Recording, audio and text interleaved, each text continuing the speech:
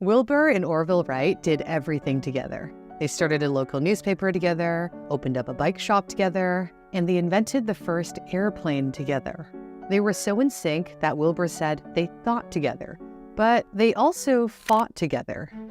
They argued a lot. The bickering would often start at breakfast, carry on through lunch, and continue past dinner. Once, a quarrel became so intense that their sister Catherine cried out, "If you don't stop arguing, I'll leave home." Standing up for themselves was encouraged in their childhood. Their father, Milton Wright, was a bishop, but he included books by atheists and agnostics in his library and encouraged his children to read and debate them. Debating helped them develop the courage to fight for their ideas. If they hadn't, the airplane might never have been invented. In the early days of aviation, the very idea of human flight was considered impossible.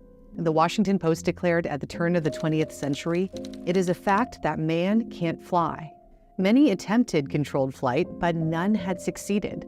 In 1896, German aviator Otto Lilienthal lost his life when he lost control of his glider due to a sudden gust of wind. His technique of adjusting the machine's center of gravity by shifting his body proved impractical and dangerous.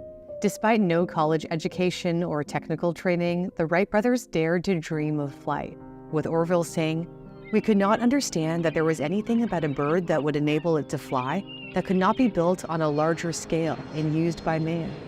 One of their most intense arguments had to do with the design of the propeller. In the early 20th century, there were no existing models. Most of what they knew came from their knowledge of boats. But a propeller designed for the water didn't work efficiently in the air. They needed a narrower blade with a higher speed. With no existing designs to work from, they had to invent the propeller themselves. They argued over the propeller's speed, the precise angle at which the blades strike the air, the velocity of their flying machine, and how airflow around the propeller blades affects aerodynamics. All of these elements were deeply interconnected and challenged them to engineer the ideal propeller. Wilbur, the older brother, was highly disagreeable and didn't care much about what other people thought of him.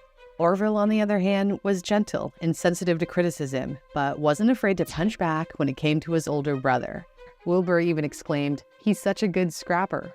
Author John McMahon, who wrote a book about the Wright brothers, described their intense debates this way. Their low staccato voices sounded like muffled machine guns in the low-ceilinged living room of their home and in the little bedroom upstairs, where they continued to hurl angles, sines, cosines, and tangents at each other through the thin partitions.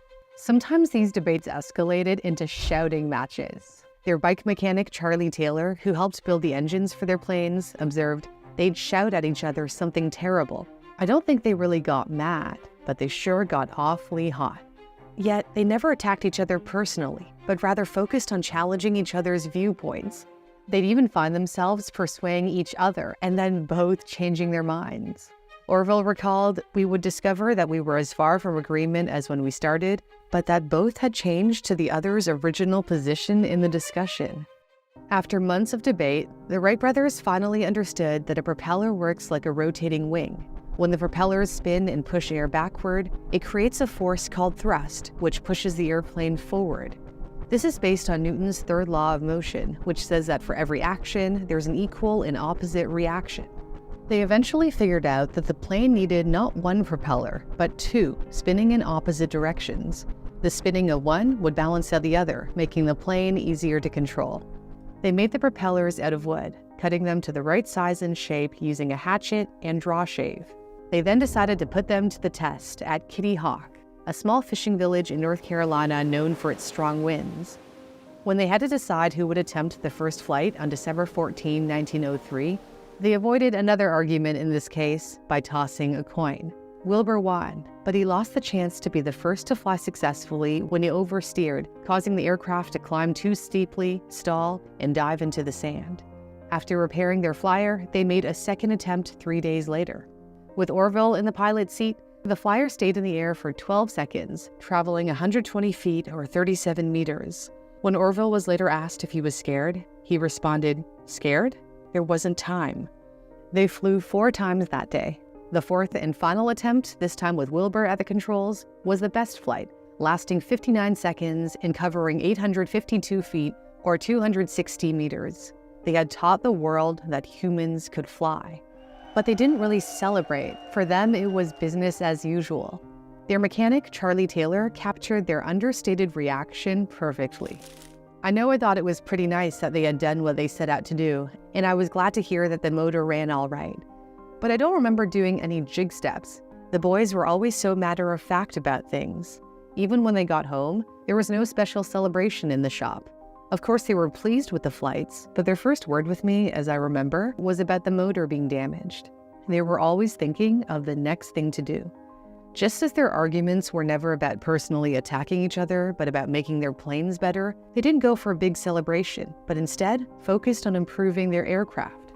Now they had to prove they could fully control their plane by turning and flying longer distances, as their flights up to then were short and in a straight line. Luckily, the owner of a cow pasture a few miles outside of their hometown of Dayton, Ohio, kindly let them fly there, so they didn't have to make the long trek to Kitty Hawk. In 1904 and 1905, the Wright brothers made about 150 flights. One lasted 39 minutes, covering 24.5 miles or 39 kilometers, during which Wilbur circled the field 29 times.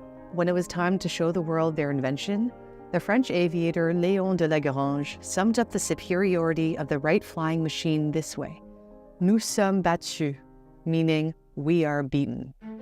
Their rigorous debates propelled the Wright brothers to conquer the skies. As Wilbur once said, discussion brings out new ways of looking at things. If the Wright brothers hadn't argued so much, they would have never pushed each other to try new things, and somebody else may have ended up in the history books. Their dedication and knowledge of math and physics led to the world's first functional airplane.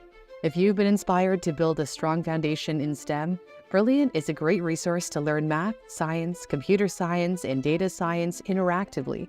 Whether you're starting with the basics in math or tackling more advanced problems, Brilliant guides you every step of the way. Many of their interactive courses are designed to tackle real-world challenges. Take Brilliant's New Thinking in Code course, which gets you designing simple programs to solve real-world problems like creating a navigation app. You can try out Brilliant for free for 30 days by signing up with a custom link in my description, brilliant.org/newsthink.